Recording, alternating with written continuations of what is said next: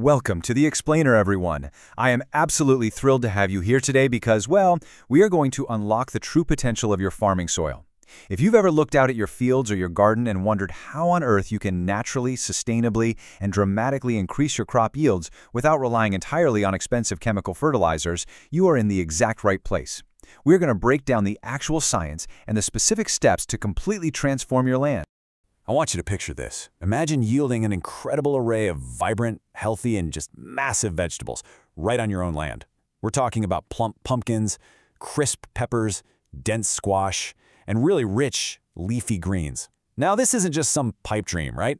It is a very achievable reality for your crops. But a harvest like this doesn't just happen by accident. It requires a highly specific kind of environment to truly thrive. So, that brings us to the big question. What is the true foundation of a harvest like this? I mean, is it just good weather? Is it super expensive, high-tech seeds? Well, while those things definitely play a part, the real secret, the true engine driving this kind of explosive growth, lies hidden right beneath our feet, literally in the dirt itself. Okay, let's dive into this. Here is our roadmap for today. First, the secret to bountiful harvests. 2, why compost heals soil. 3, choosing the right ingredients. 4, building the compost pile. And finally, reaping the rewards. All right, let's kick things off with Section 1, the secret to bountiful harvests.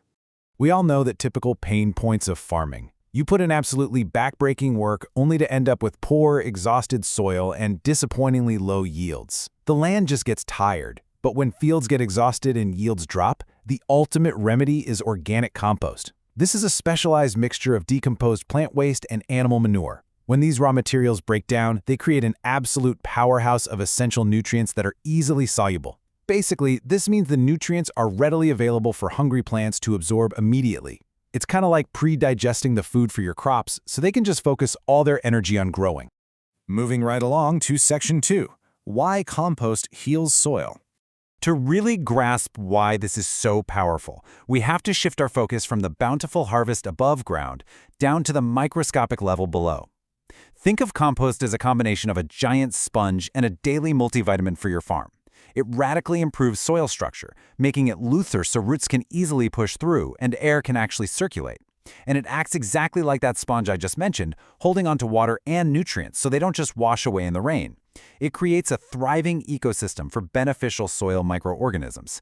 Plus, if you do use chemical fertilizers, compost actually enhances their efficiency, all while actively reducing the soil's natural toxicity. It's a total win-win. And this brilliantly illustrates the real-world impact. You take a basket of raw, rich organic compost, and it directly translates into incredibly lush, high-yielding crops like a massive field of rice. This cause and effect relationship is the core of agricultural success.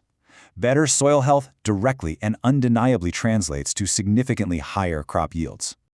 Let's get into the practical side with Section 3, choosing the right ingredients. So how do we actually create this black gold? Well, a successful compost pile relies entirely on feeding it the proper raw materials. You can't just throw any random trash into a heap and expect magic to happen.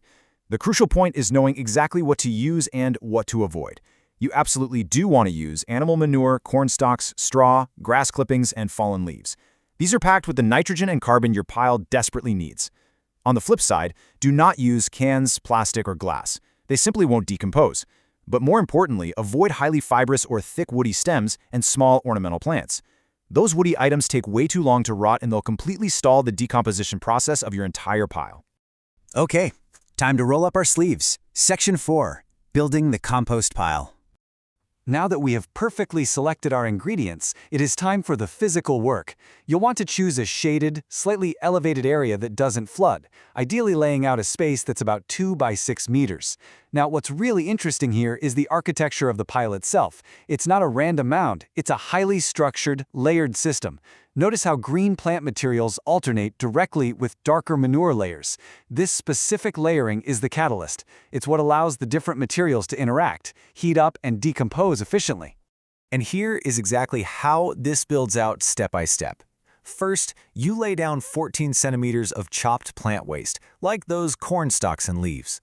Second, you add a 5 centimeter layer of animal manure right on top of that. Third, you top the whole thing with a thin 2 centimeter layer of ash or lime. You are going to repeat this exact 3-step layering process over and over until your pile reaches between 1 and 1.5 meters high. Once the pile is actually built, maintenance is absolutely key. You must keep the moisture balanced. Use a watering can to moisten it, ensuring it is not completely soaked, but definitely not dry. It should literally feel like a damp, wrung-out sponge. And here is the magic indicator. After just 1 to 2 days, if you check the inside of the pile, it should be generating heat. That temperature spike is the vital sign that those little microorganisms are hard at work breaking everything down. Time management is your next crucial step. I want you to remember this number: 3 weeks. At the exact 3-week mark, you must completely turn the pile. You take a pitchfork or shovel and flip the top of the pile to the bottom and the bottom to the top. This introduces a massive rush of oxygen to the microbes, which drastically speeds up the final rotting process. And then we hit the final milestone: 4 weeks.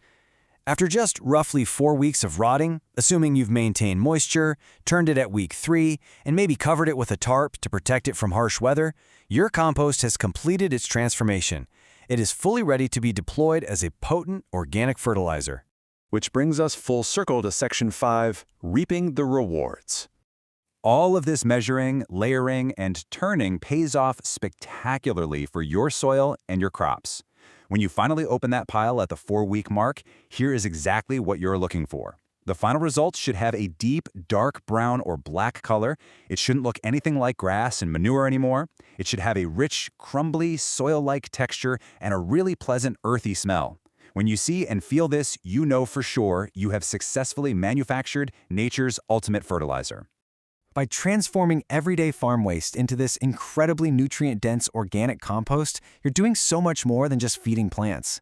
You are fundamentally healing your soil, drastically increasing its water retention, and ensuring long-term agricultural success.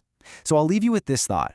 Now that you know the true secret to bountiful harvests, what will you feed your soil this season? Start gathering your materials, build your pile, and just watch your fields transform. Thank you so much for joining me for this explainer, and happy farming.